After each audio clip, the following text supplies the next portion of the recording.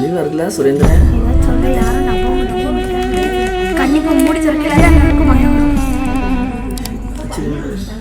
இன்னும் ஜூம் பண்ணி வெளியே தான் இருக்குண்ணே. இன்னும் ஜூம் பண்ணுங்க. இதுக்கு மேல ஜூம்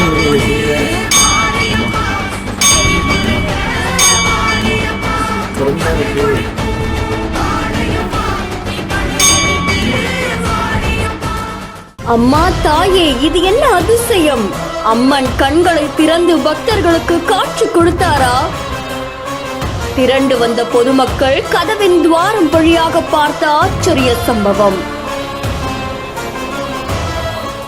நெல்லை மாவட்டம் திசையன் விளை ஆஞ்சநேயர் கோவில் பக்கத்துல இருக்கக்கூடிய தெற்கு தெருவில் அமைஞ்சிருக்கிறதா மாரியம்மன் திருக்கோவில். கோவில்ல வழக்கம் போல மாலை நேரம் நடை திறந்து பூஜை செய்யப்பட்டு அதுக்கப்புறம் கோவில் நடை சாத்தப்பட்டிருக்கு.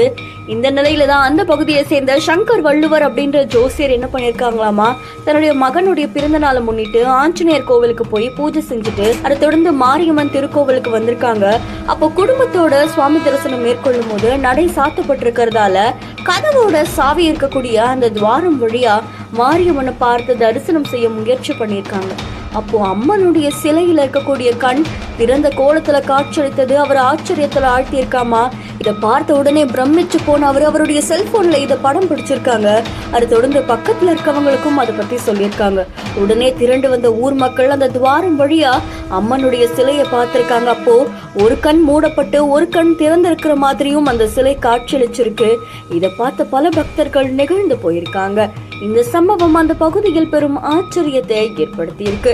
இந்த செய்தி தொடர்பான உங்களுடைய கருத்துக்களை கமெண்ட்ல சொல்லுங்க. மேலும் செய்திகளுக்கு பிஹாண்ட் ஃபாலோ பண்ணிக்கோங்க. இரவில் கோவில் நடை திறக்கப்பட்ட நிலையில காலையில மறுபடியும் கோவில் நடை திறக்கப்பட்டிருக்கு.